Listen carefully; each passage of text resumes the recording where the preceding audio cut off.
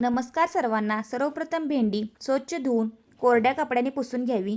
भेंडी ओली असल्यास ती चिकट होते. भेंडीचे देठ आणि टोक कापून टाका.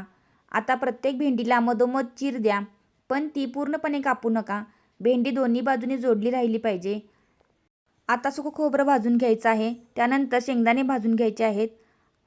आता आपण त्याच्यामध्ये जिरे, मोहरी, त्याचप्रमाणे गरम मसाला, लाल तिखट वापरायचा आहे, हळद आणि मीठ घालून हे मिश्रण वाटण करून घ्यायचं आहे.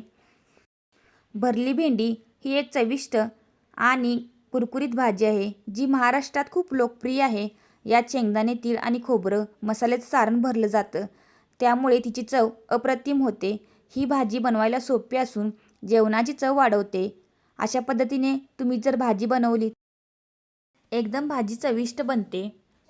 आता आपल्याला भेंडीला 7 ते 8 मिनिटासाठी तव्यावर घालून दोन्ही बाजूनी सोनेरी होईपर्यंत भाजून घ्यायचं आहे. वरून आपण थोडीशी बेडगी मिरचीचं लाल तिखट वापरलेलं आहे. 7 ते 8 मिनिटांनंतर आपल्याला पुन्हा एकदा परतवून घ्यायचं आहे. तुम्ही बघू शकता वरून थोडीशी आपण कोथिंबीर ॲड केलेली आहे.